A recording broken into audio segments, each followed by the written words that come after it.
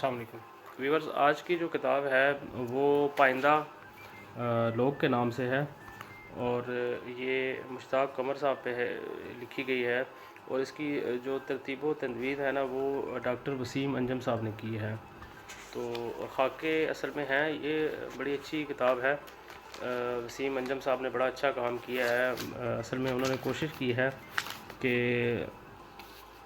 خاکے جو لکھے گئے ہیں ان کو ہائی لائٹ کیا جائے، اور مشتاق قمر صاحب کی جو قابلیت ہے، اہلیت ہے، ان کو واضح کیا جائے۔ اس میں جو انتصاب ہے اس میں تھوڑا بہت لکھا ہوا ہے کہ مشتاق قمر کثیر الجہاد شخصیت کے مالک تھے۔ GHQ میں ملازمت کے آغاز میں ہی طنز و مزاح پر مبنی مضامین اور افسانے لکھتے تھے جو مختلف اخبارات اور رسائل کی زینت بنتے تھے۔ تو ان کے بارے میں منشا یاز صاحب نے بھی لکھا ہے کہ مشتاق قمر ایک بہت اچھے افسانہ نگار تھے۔ انہوں نے علامتی اور رمزیہ کہانیاں لکھی، مگر ان کا افسانوں پر عدم ابلاغ کا الزام کبھی نہ لگا۔ جن لوگوں نے نئے افسانے میں کہانی بن کر زندہ رکھا اور اپنے پڑھنے والوں کو دلچسپی کا خیال رکھا، مشتاق قمر ان میں پیش رہے۔ اور یہ کتاب جو ہے نا بڑی ماشاءاللہ بڑی محنت سے وسیم انجم صاحب نے تیار کی ہے، اور اس کے انتصاب میں ڈاکٹر رشید نثار، پروفیسر جمیل آذر، پروفیسر جلیل علی اور ڈاکٹر سلیم آغا جو قزل باش ہیں، ان کے نام جو ہے نا وہ نمایاں کیے گئے ہیں۔ اور وسیم انجم صاحب نے اس کے ہر چیپٹر کو نا بڑے اچھے طریقے سے بنایا ہے، اور اس میں جو مین چیپٹر ہے نا وہ 5 دیے گئے ہیں۔ 5 چیپٹر کون سے ہیں؟ ایک ہے اقبال کی ایک تصویر، خاکہ ہے مرزا غالب زندگی کی 7ویں جہت اور محمد علی کلے، اور پھر چوتھے میں جارج برنارڈ شاہ، اور آخر میں سقراط ہے۔ تو مطلب یہ پڑھتے ہوئے پتہ چلتا ہے کہ کسی نثر نگار نے نا بڑا اچھا جو ہے نا ہائی لائٹ کیا ہر چیز کو، اور بڑی محنت کی انہوں نے۔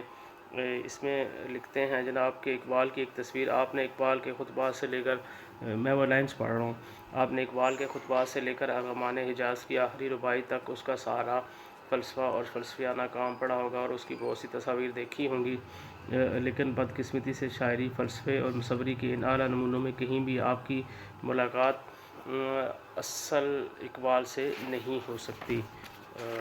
ماشاءاللہ ایک لائن بڑی اچھی ہے۔ اور مزید جائیں تو مرزا غالب زندگی کی 7ویں جہت، یہ 2nd چیپٹر ہے۔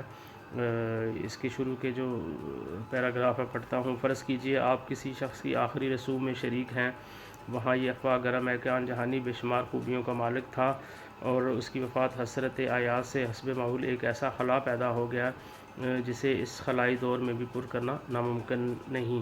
وہاں حاضرین آپ کو 2 واضح طبقوں میں بٹے دکھائی دیتے ہیں، ایک وہ جن کی آنکھیں پرنم ہیں، اور دوسرے وہ جن کے دل نوحہ خواہ ہیں۔ مؤخر ذکر طبقے میں آپ کی نظر کسی ایسے سن رسیدہ شخص پر پڑ جاتی ہے جو گہری سوچ میں مستغرق تھوڑے وقفے کے بعد کاغذ پر کچھ لکھتا جا رہا ہے۔ آپ قریب جاتے ہوئے آن جہانی کی خوبیوں کے پیش نظر مکاشفانہ لہجے میں کہتے ہیں: جناب والا، آن جہانی کی وفات حسرت آیات سے واقعی ناقابل تلافی نقصان ہوا ہے۔